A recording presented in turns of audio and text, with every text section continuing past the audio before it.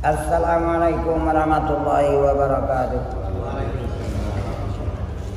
Bismillahirrahmanirrahim. Alhamdulillah wassalatu wassalamu ala Rasulillah wa ala alihi wa mawala. Bapak-bapak, ibu-ibu yang hadir yang dirahmati Allah, kita buka pengajian kita dengan bacaan surah Al-Fatihah. Ila hadratin Nabi Mustafa Muhammad sallallahu alaihi wasallam wa ala alihi washabihi kafatil mursalin wa abaina wa ummatina wa syafiina wa sisbat wal mu'minina wal mu'minat subhanallahi tajidin bin atas sekali masjid kita dan sini masbab dan Al-Fatihah. A'udzubillahi minasyaitonir rajim. Bismillahirrahmanirrahim. Alhamdulillahirabbil alamin arrahmanir rahim maliki yaumiddin. Iyyaka na'budu wa iyyaka nasta'in. Ihdinas siratal mustaqim. Siratal ladzina an'amta 'alaihim ghairil maghdubi 'alaihim waladdallin.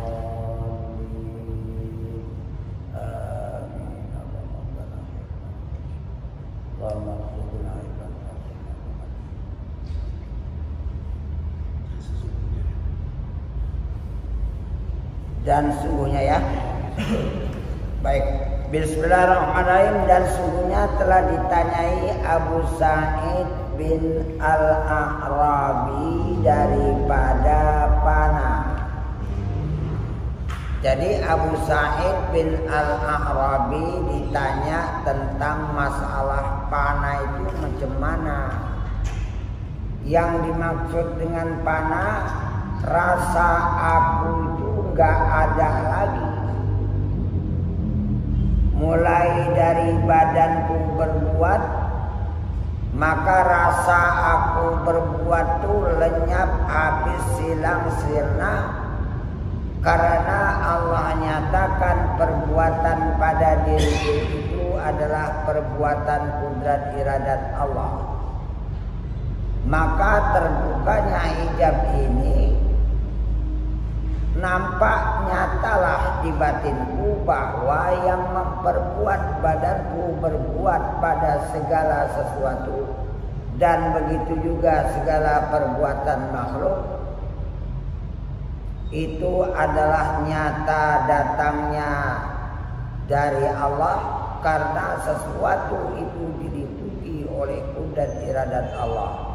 Yang zahir di sini adalah hak ketuhanan kudrat iradat Allah itu bukan sekedar hamba makhluk yang diliputi oleh kudrat iradatnya. Jadi yang nyata bagi orang yang sudah panah, Allahnya itu nyata nampak.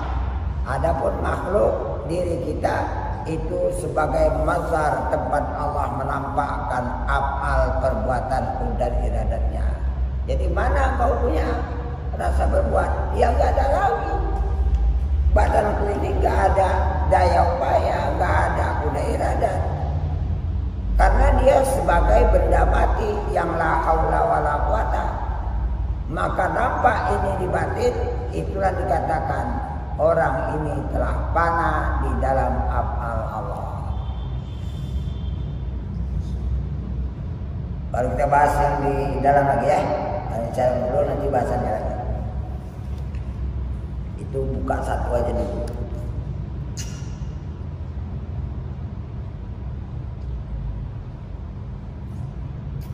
Maka katanya, kata Ibnu Arabi, bermula panah itu, maksudnya yang dikatakan panah itu yaitu zahirlah sifat uluhiyah, zahirlah sifat ketuhanan Allah Ta'ala pada hamba, pada seluruh makhluk, dengan azamah, dengan kebesaran dan kemuliaan Tuhan menampakkan hak ketuhanan, dan jalal nyata nampak dipandang orang yang terbuka hijabnya untuk memandang Allah, yang dia jahirkan keberadaan sifat jalalnya dan azamah kemuliaan Tuhan yang zahir pada sekalian wujud alam.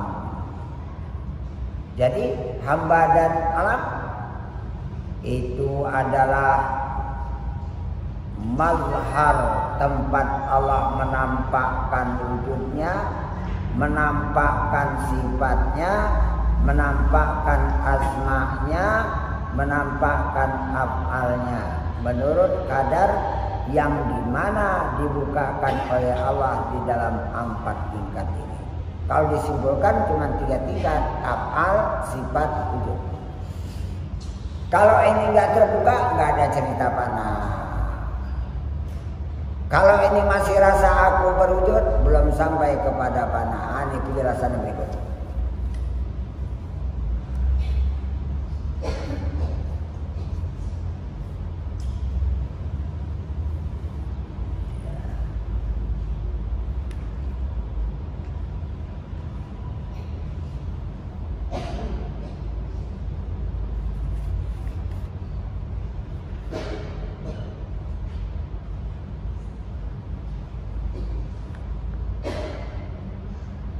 Maka nyatanya sifat Allah pada batin hamba dengan membukakan hijab yang nyata cuman hak ketuhanan Allah saja waktu itu adalah melupakan akan hamba itu pada dunianya.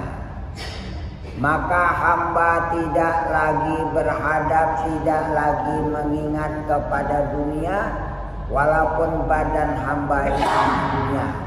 Karena dunia itu tempat wujud Allah yang nyata, yang zahir pada batin hamba, sehingga tidak lagi dia bisa mengatakan, oh ini dunia. Belum bisa. Kenapa? Karena kepanaan itu lebih menguasai. Kalau masih hamba itu bilang ini lantai, ini diriku, ini orang, ini masjid, kau belum paham. Kenapa? Kau masih kau bilang dulu. Ukur sendiri. Jadi jangan dianggap, oh aku udah panah, udah sampai. Periksa dulu. Ini standar tauhid.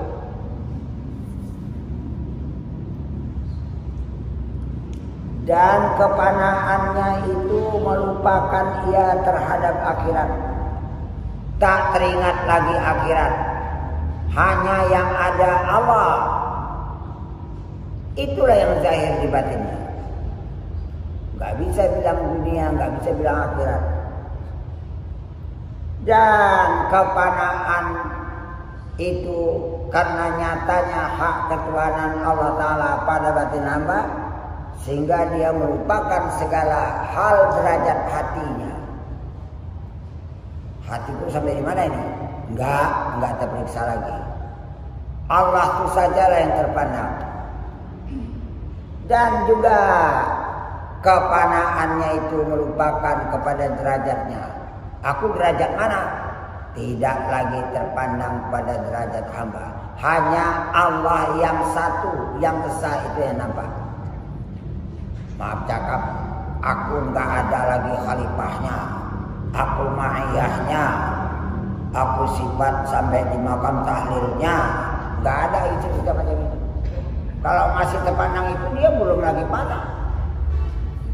Kalau masih merasa ada derajat di makhluk, oh untuk dunianya aku jadi ini, aku jabatanku ini, derajatku ustadz, enggak panah belum. Mana ada gitu pandang macam-macam itu bagi orang yang pandang. Tak terpandang lagi detail dunia itu.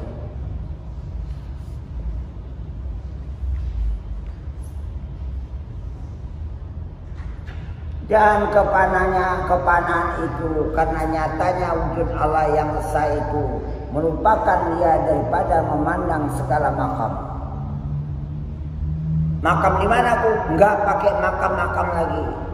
Selama kau masih makam, kau belum sampai kepada Tuhan. Karena marifat itu tidak ada makamnya. Dia mengatasi segala makam. Jadi macam mana?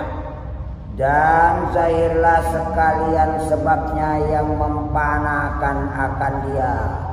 Maka dibuatlah oleh Allah batin hamba ini semakin panah, semakin panah, semakin panah. Allah semakin nyata, Allah semakin nyata, Allah semakin nyata.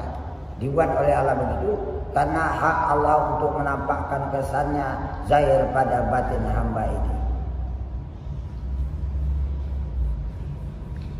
Yaitu tidak lagi terpandang daripada tiap-tiap suatu, tidak lagi terpandang daripada akalnya.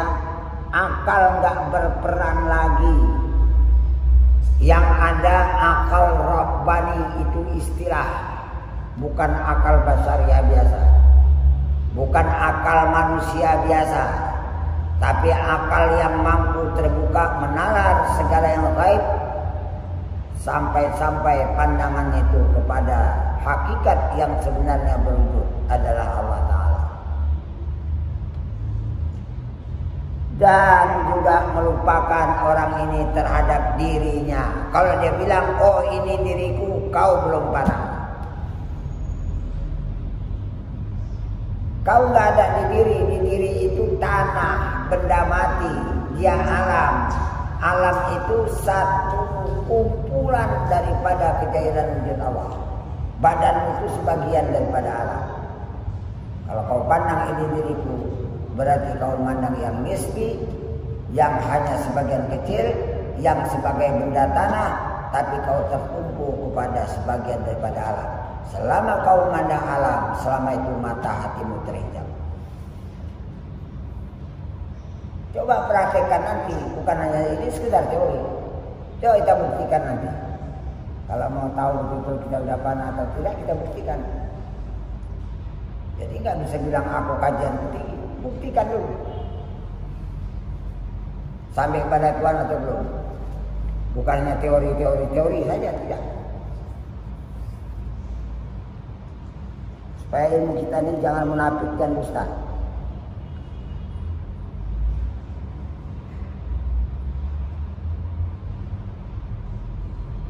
Dan juga kepanahnya itu melupakan terhadap panahnya. Kalau orang itu masih tahu dia panah, belum sampai. Kalau dia masih tahu panah, tak ada aku nampak, melainkan cuma Allah. Kau mana? Panah, belum sampai. Kau masih di perjalanan. Jadi macam mana?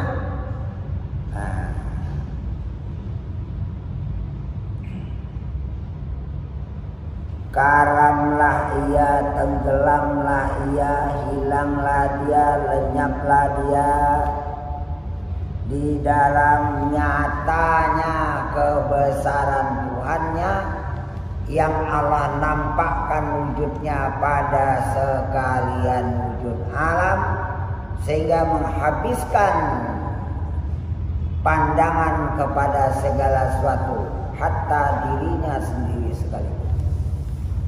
Gak ada yang berwujud. Itulah perkataan ulama muhaqqiq, la mawjuda bihaqqin illallah. Tidak ada yang wujud sekarang ini dalam pandanganku, melainkan yang wujud sekarang ini cuma wujud Allah. Kau mana? Gak ada. Itu badan, dia tanah, dia benda mati, dia alam. Hakikat aku gak ada. Kalau aku masih merasa aku ada, aku gak panas. Berarti dua wujud. Nanti berlakulah wujud kazambun laki asalam. Wujudmu adalah merupakan suatu dosa yang tidak dapat dikiaskan dosa itu kepada dosa lainnya. Dosa apa sih? Dosa syirik. Selama kita masih berwujud tetap syirik. Sampai mati kau syirik. Kau udah mati syirik gimana? Dikasih kesempatan, ibu sana sudah. Silakan komuniti. Silakan sakit.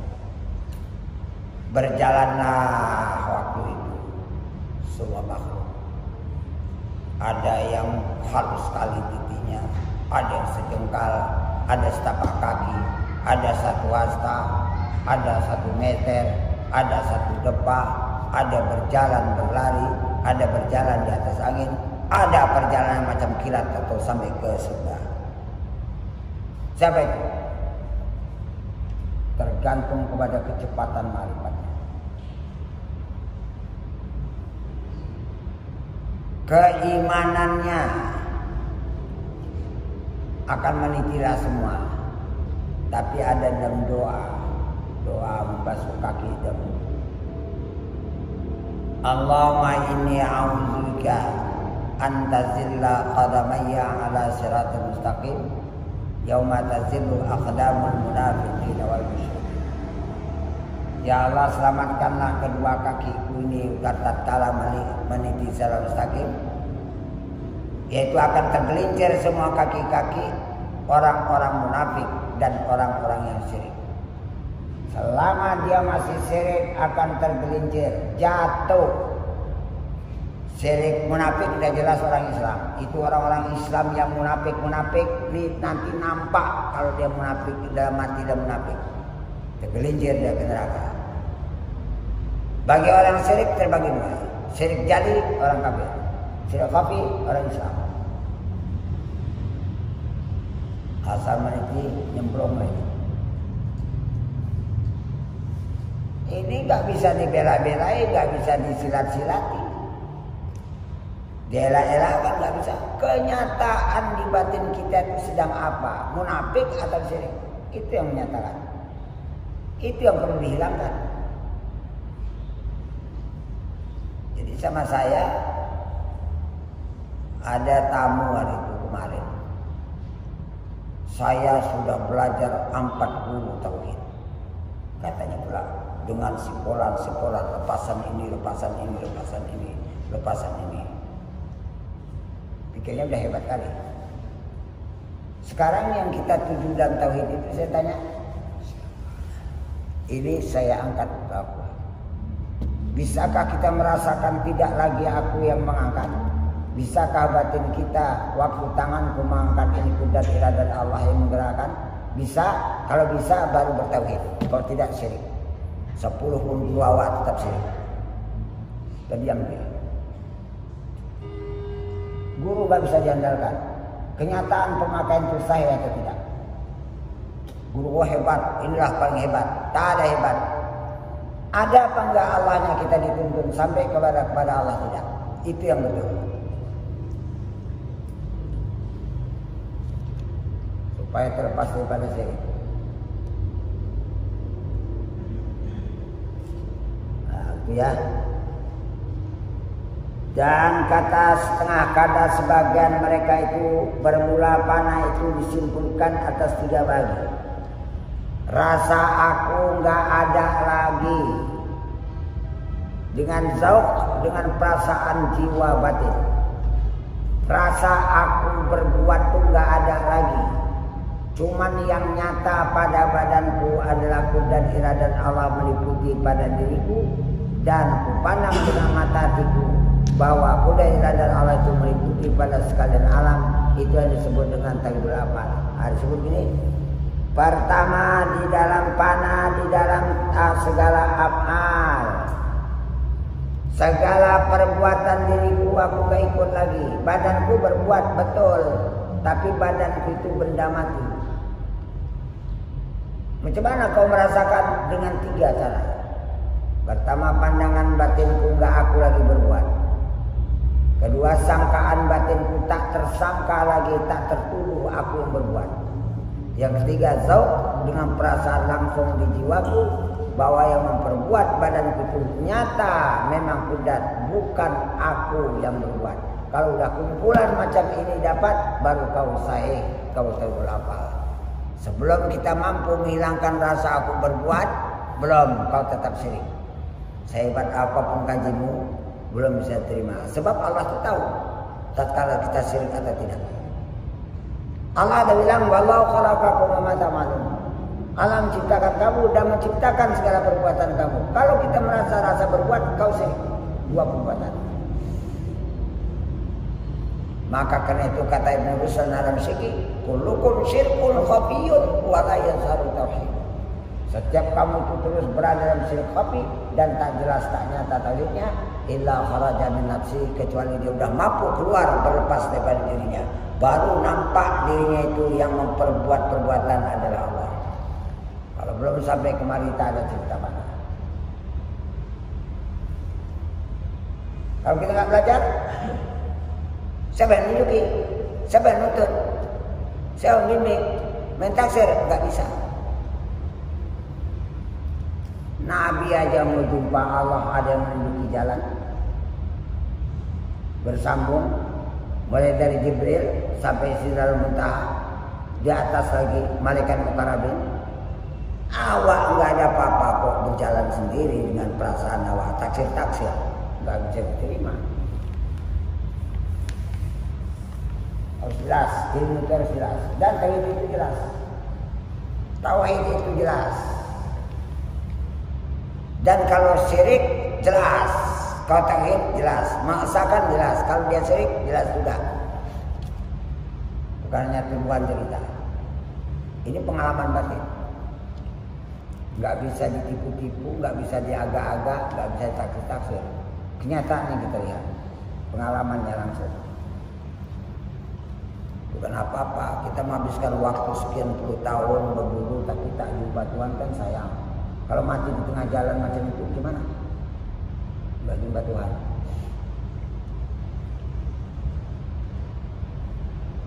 Nah itu ya. Sehingga mereka katakan tiada berbuat melainkan Allah. Ini perkataan orang muhakkikin. Kalau sudah sampai kepada hakikat yang terbuka, hakikat sebenarnya, nampaknya yang berbuat itu Allah. Dan nyatanya juga hamba itu hanya tidak ada daya upaya sebagai benda mati yang dihidupkan, yang dia itu saripati tarah. Tak ada satu zarah pun punya kudrat iradat. Kalau nggak berani kita melaksanakan mencoba ini, pulang kita sampai padahal di rumah saya syirik.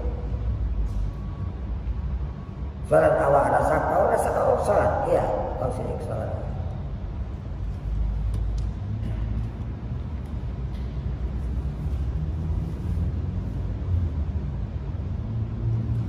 Dan yang kedua, panah itu dalam segala sifat. Itu seperti bahwa dikata tiada yang hidup. Kalau dikatakan tidak ada yang hidup, kau mati. Bisa? Badanmu hidup, tapi kau merasa mati. Badan itu kena ada ruh min amri rabbi ada di badanmu, yang membawa rahasia ketuhanan, yang memperkenalkan kepada hatimu tentang ketuhanan. Itu Allah pula. Kau tetap merasa mati.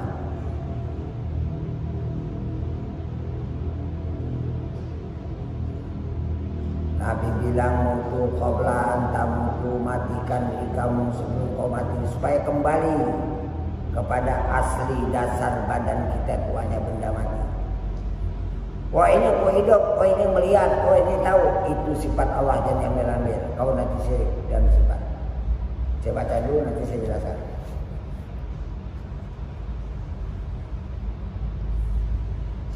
Dan tiada yang tahu, dan tiada yang berkehendak, dan tiada yang mendengar, dan tiada yang melihat, dan tiada yang berkata-kata atas hakikatnya melainkan cuma Allah.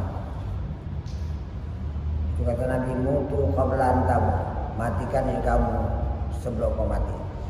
Kembalikan kepada asal badanmu hanya benda mati, saripati tanah yang tidak punya kudrat iradat sehingga dia tidak bisa berbuat.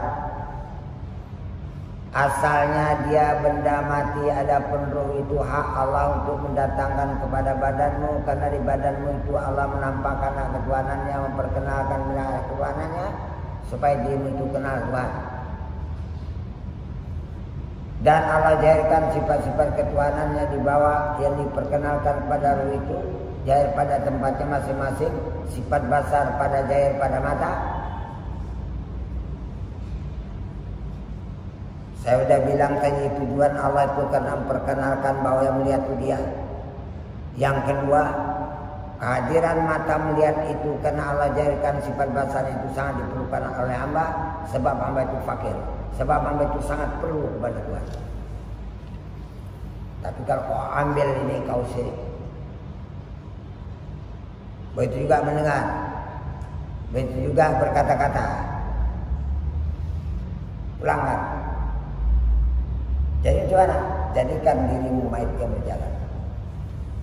Wa in aradtum an tanzuru ila matin yamshi ala wajhil ardi falyanzuru ila Abi Bakrin. Kalau kau kepingin melihat mayat yang berjalan di atas muka bumi, kata Nabi, tengok Abu Bakar. Dia fungsinya udah betul. Dia tidak syirik lagi. Dia udah terpakai siang malam. Bekerja atau istirahat, siang atau malam, tidur atau bangun, sama. Mata melihat ada di matanya. Sikit pun aku gak berani ngambil. Tahu ada di hatinya karena diliputi oleh ilmu Allah, meliputi pada segala langit dan bumi. Ada tahu, tapi ilmu Allah ini. Kalau aku merasa sikit saja aku yang tahu, aku sedih.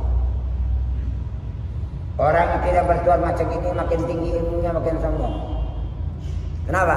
Karena merasa dia punya ilmu banyak, merasa hebat.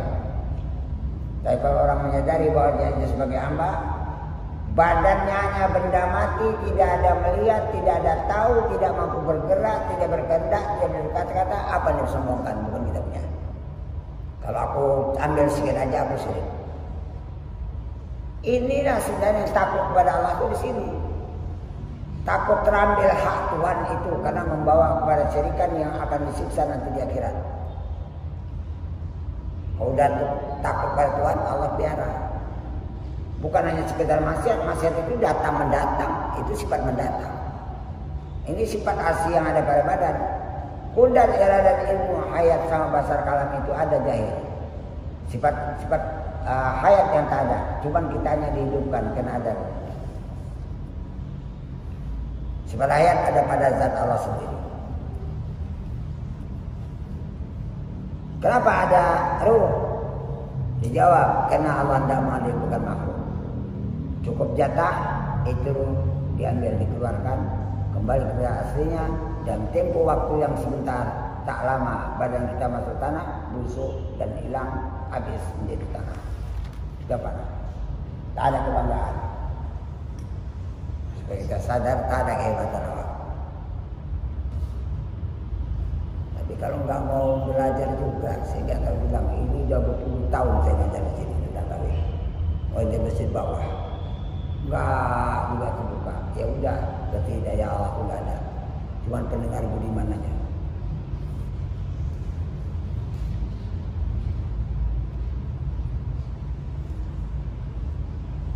Itu yang kedua ya. Dan yang ketiga, panah di dalam zat. Badanmu ada? Ada. Kau merasa berujung? Iya, kau belum sampai mengesahkan Allah pada wujud zatnya. Kenapa? Kau merasa ada. Kalau kau merasa ada, berarti kau ada. Ada itu bahasa Arab wujud. Allah itu bersifat wujud. Berapa jadinya? 2 wujud. Kau syirik. Kau mestinya nggak ada di badan. Badanmu ada, cuman tanah. Saripati tanah. Wujuduka dzambun la qiyasa lahu. Wujudmu merupakan satu dosa yang tidak dapat dikiaskan dengan dosa siapapun.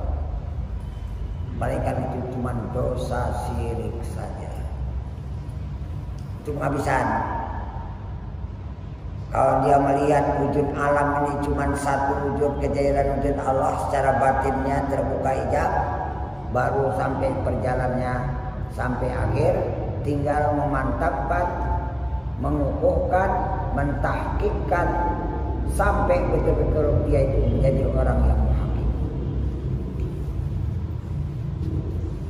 Tapi berapa tahun? Enggak tahu.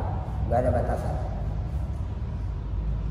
Tapi selama aku masih hidup, ini tetap kupelajari supaya aku mati dan bertauhid. Dan perjalanan batinnya aku tempuh supaya aku mengalami langsung. Itu tekankan, jangan mendengar budiman.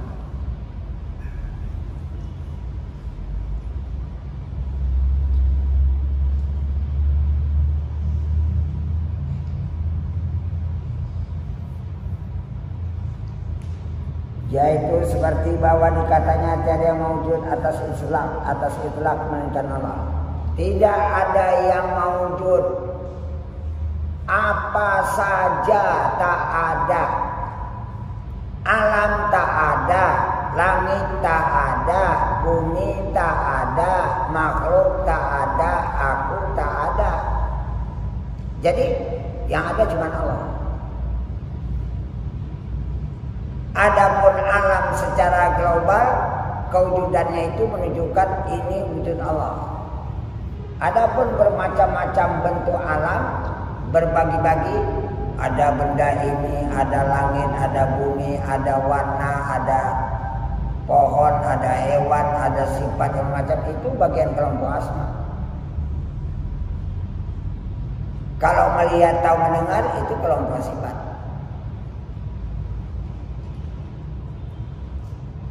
Kalau segala kejadian terjadi perbuatan itu apa? Bagi orang terbuka hijab empat ini sekaligus, nggak ada bertingkat-tingkat, sama itu. Di situ nampak wujud, di situ nampak sifat, di situ nampak asma, di situ nampak apa. Malah dia takut, jangan sempat aku punya wujud. Kalau tidak aku berdosa, dosa syirik. Kalau aku beramal, merasa aku yang beramal, al-amalul musyaraku la yaqbilu. Amal yang ada syiriknya tidak diterima Tuhan. Ada pahala aku kasih, malaikat kasih pahala. Taruh sana pun. Orang nuntut, mana amalku ya Tuhan? Itu. Jadi gimana? Enggak mau terima. Kasih pahala karena kau melaksanakan amal. Kasih pahala 1/10. Tapi aku nggak terima. Kenapa itu? Syirik. Capek aku beramal sekian puluh tahun, tapi nggak terima.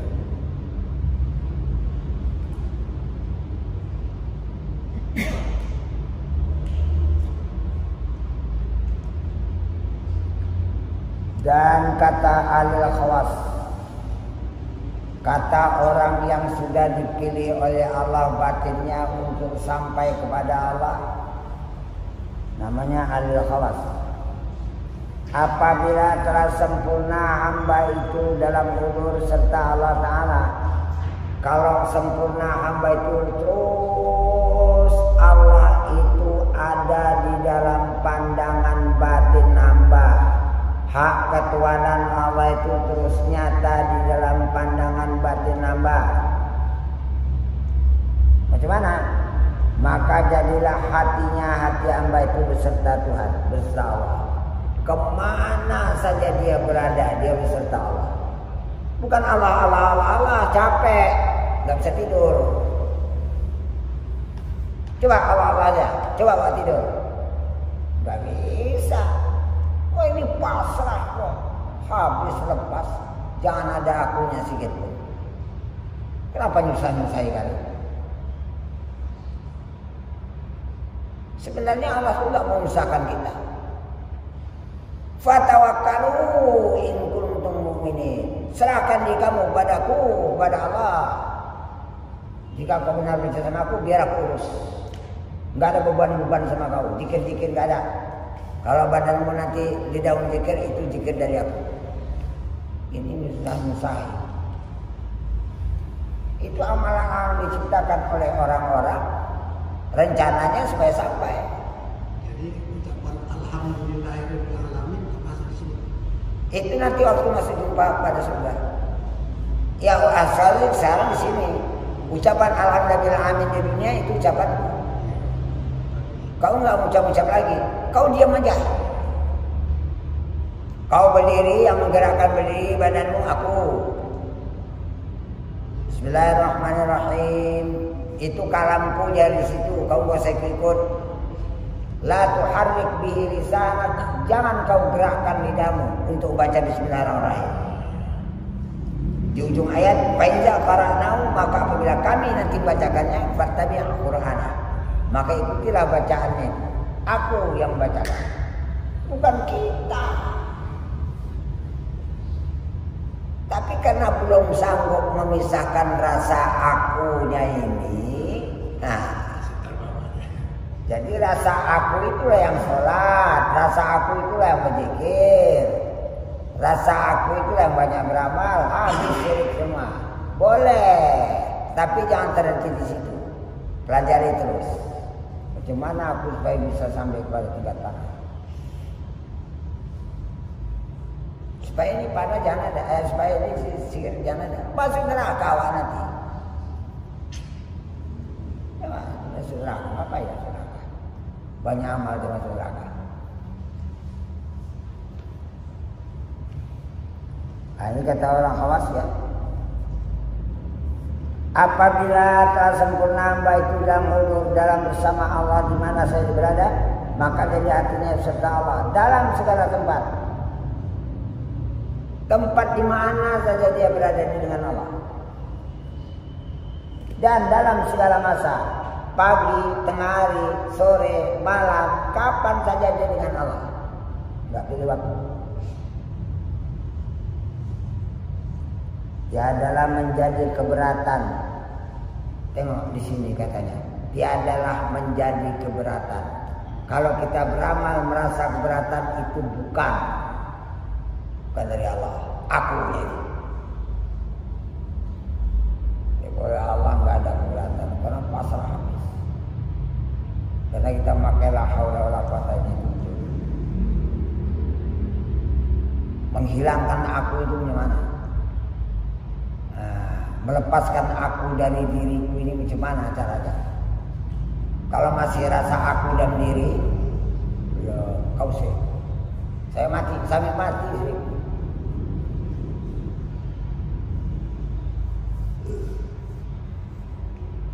Jadi tidaklah menjadi keberatan bagi hudur hatinya serta Allahnya itu. Seperti yang tidak keberatan bagi masuk napas dan keluarnya keluar napas. Dan terkadang dikurniai kepada makam ini, maka jadilah dia memandang hak. Kemudian sesudah daripada memandang tiap sesuatu, dia memandang Allah duluan. Ini alam, ya. Ini sesuatu, ya. Tapi sebelum dia alam, dia memandang Allahnya duluan. Bagaimana Allah memberikan nur hidayahnya sehingga nampak Allah duluan sebelum alam, sebelum makhluk, sebelum sesuatu. Ini orang hebat. Ini awak mulai dari awal terpandang diriku, terpandang alam, sampai selesai zikir, selesai sholat, tetap diriku, tetap alam. Tuhannya mana? Nggak ada. Aku ini ajalah kajiku, nggak payah-payah, ya udah. Risiko kan nanti di akhirat. Kau tetap sini.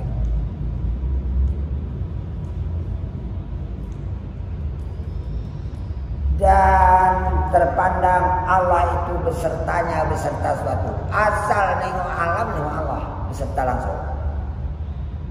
Ini karunia yang enggak sama. Dan memandang Allah duluan daripada alam. Dan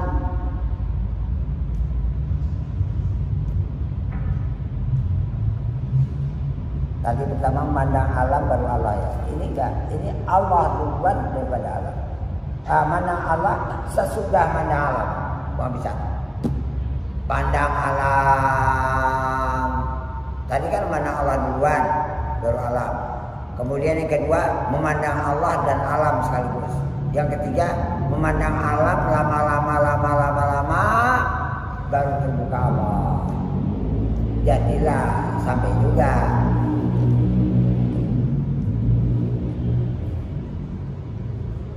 Maka tiada mendindingi akan dia, maka tidaklah penutup akan dia daripada memandang Tuhannya oleh sesuatu.